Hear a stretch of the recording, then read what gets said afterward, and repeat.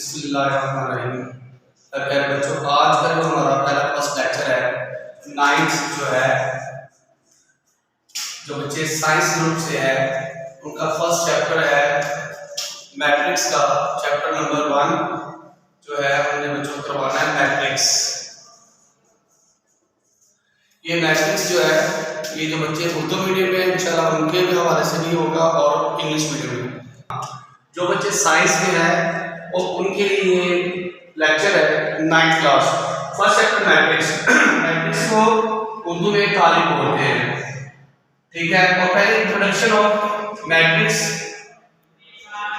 बताऊंगा कि introduction of matrix होता क्या है।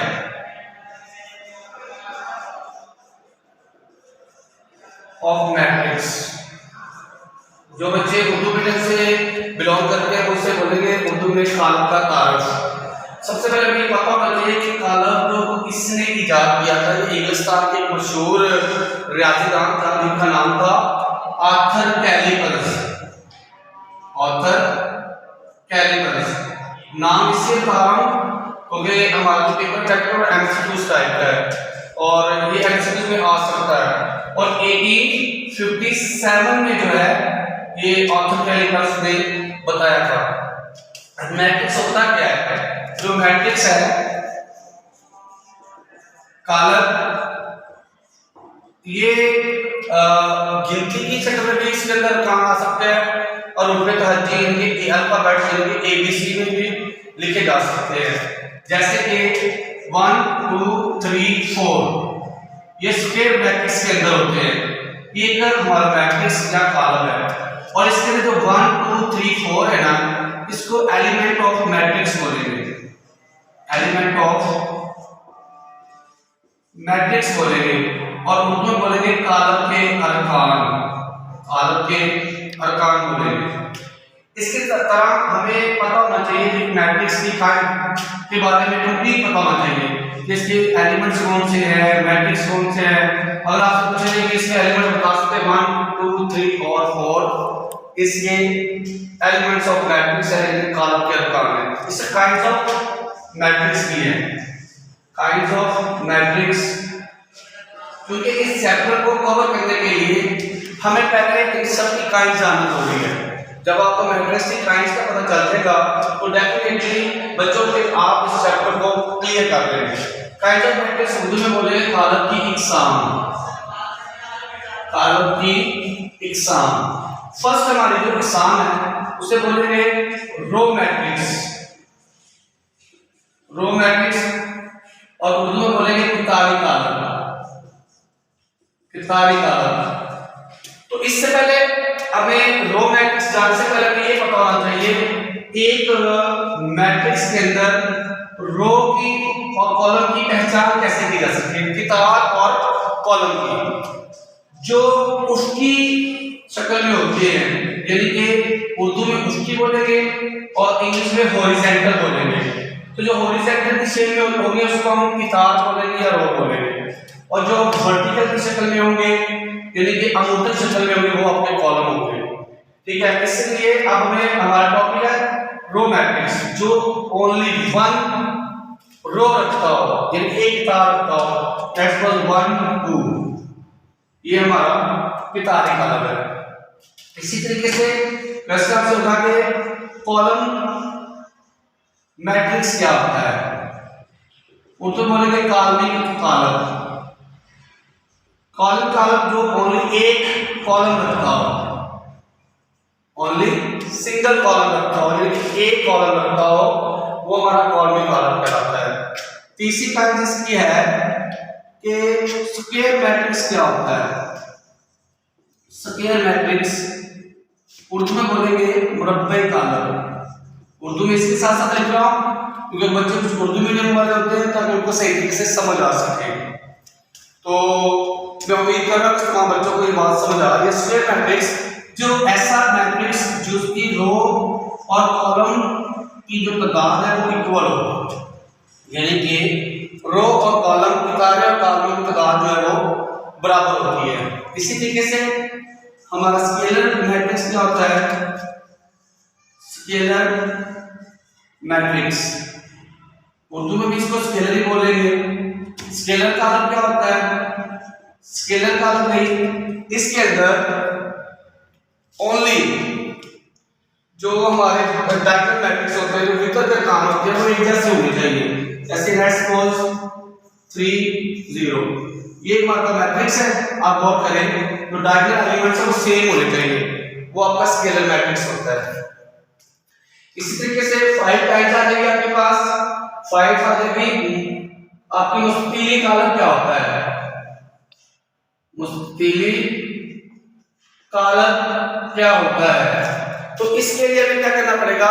मुस्ततीली कॉलम के लिए इसमें हमारे पास रो और कॉलम की जो तादाद है वो इक्वल नहीं होती। लेट्स सपोज ये हमारे पास एक मैट्रिक्स दिया गया है। आप गौर करें 1 2 3 रो है और 2 कॉलम है, तो इसको आप मुस्ततीली कॉलम जो है वो कहेंगे। इस तरीके से हमारे पास 6 जो काइंस है वो आएगा डायगोनल मैट्रिक्स,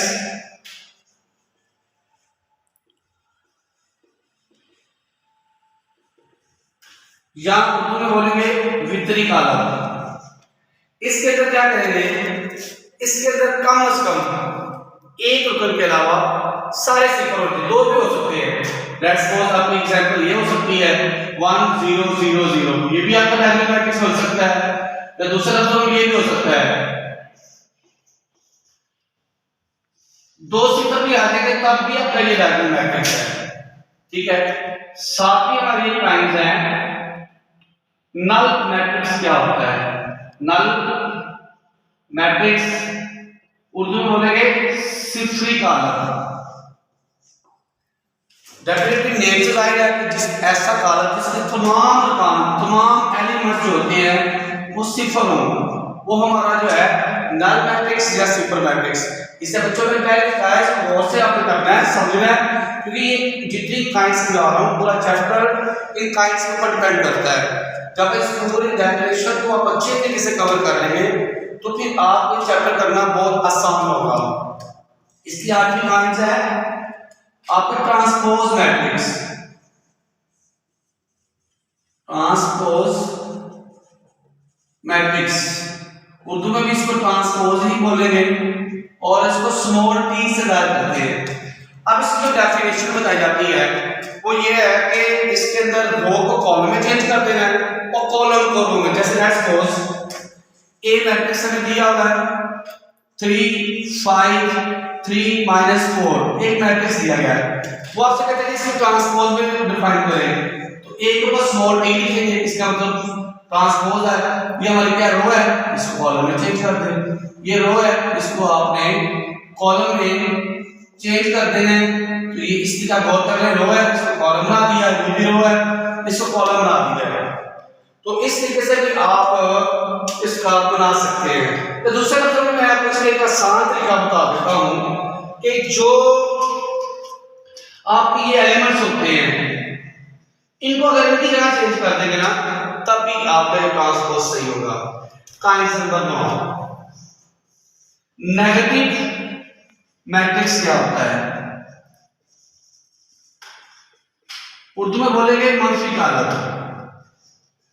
ये भी बच्चों बहुत आसान है, कोई एक मैट्रिक्स दे जाता है। लेट्स सपोज इसमें ऊपर लिखा हुआ ए वाला, इनके जो अलामत है, ये साइन है, इनको चेंज कर देना है। जैसे -3 है, -5 कर देंगे, -3 कर देंगे, +4 हो जाएगा। साइन चेंज करने से मैट्रिक्स हासिल होगा, वो हमारा मंफी मैट्रिक्स आ जाएगा। इसी तरीके से काइंड नंबर 10 है मैट्रिक्स का एडजॉइंट कैसे फाइंड करना है। मैट्रिक्स का एडजॉइंट कैसे फाइंड करना है? तो मैट्रिक्स का एडजॉइंट फाइंड करने के लिए मैट्रिक्स लिया जाता है। एक मैट्रिक्स ले लिया गया है, तो इसके लिए आपने यहाँ पे सबसे पहले लिखना है एडजॉइंट ऑफ मैट्रिक्स। ये लिखना पड़ेगा, इक्वल टू आ जाएगा। जब आप एडजॉइंट ऑफ मैट्रिक्स लिख लेंगे तो फिर आप सबसे पहले डायगोनल आपके एलिमेंट्स है जितनी आपने प्लेस जगह कर देनी, चेंज कर देनी है। मसलन के 3 यहाँ पे आ जाएगा, बाकी लोगों के साइन चेंज करते हैं, बाकी के साइन चेंज करेंगे तो जो हमारे पास मैट्रिक्स हासिल होगा वो एडजॉइंट ऑफ मैट्रिक्स होगा। तो बच्चों ये आपका काइंड ऑफ मैट्रिक्स थी। अगेन सुन ले, मैं इसका शॉर्टकट में खासा बता दूं। फिर मैट्रिक्स को कॉलम बोला जाता है। इंट्रोडक्शन ऑफ मैट्रिक्स में बताना है कि कॉलम को या मैट्रिक्स को किसने याद किया। ये इंग्लिश से था कॉलम का आर्थर कैलेपर्स, जिसे 1857 में बताया था। काइंड ऑफ मैट्रिक्स में आपने सबसे पहले रो मैट्रिक्स के बारे में पता होना चाहिए। मैंने बताया एक तार रखता हो या एक रो रखता हो, कॉलम जो सिंगल कॉलम रखता हो, और स्क्वायर मैट्रिक्स जिसमें रो कॉलम के दायरे इक्वल हो, स्केलर मैट्रिक्स जिसमें जो डायगोनल एलिमेंट्स इक्वल होने चाहिए, और जो स्टीरिक का है इसके अंदर आप इक्वल नहीं होते, डायगोनल के अंदर ओनली 1 या 2 के अलावा बाकी जीरो इक्वल होने चाहिए, नल में टोटल इक्वल होने चाहिए। ट्रांसपोज में रो को कॉलम, कॉलम को रो कर दे तो ट्रांसपोज आ जाएगा। मल्टी के अंदर सब के साइन चेंज करने से मल्टी आ जाएगा। और इसी तरीके से जब आपने मैट्रिक्स का जॉइंट फाइंड करना है तो जॉइंट डायगोनल की जगह चेंज करनी है और बाकी के साइन चेंज करने हैं। तो इससे इसके अंदर एक चीज और मैंने ऐड करनी है, order of matrix. Order of matrix क्या होता है? ऑर्डर ऑफ मैट्रिक्स के लिए बेटा आप सबने ये बताना है कि कालक का मर्तबा, उर्दू में इसकी ट्रांसलेट होती है कालक का मर्तबा। तो इसके अंदर जो आपके पास मैट्रिक्स रहेगा उसके बताना है कि रो कितने हैं और कॉलम कितने हैं। जैसे सपोज आपने ऊपर देखिए एक में मैट्रिक्स लिखा हुआ है, आपने लिखना है order of matrix equal to m multiply n, m mean rows n mean column. अब ये कितने हैं? 2 रोज, 2 मल्टीप्लाई बाय में लिखेंगे और 2 कॉलम है तो 2 आ जाएगा। तो इस तरीके से क्या होगा बेटा, हमने ऑर्डर ऑफ मैट्रिक्स फाइंड कर लिया। तो मैं उम्मीद करता हूं कि मेरा आज का लेक्चर जो है तमाम बच्चों को समझ आई होगी, और मैं उम्मीद करता हूं मेरे चैनल को सब्सक्राइब भी करेंगे और जो बेल आइकन का बटन है दबाएंगे। इंशाल्लाह कल मैं आपको नई वीडियो के साथ मिलूंगा। आपका सारा दिन शुक्रिया।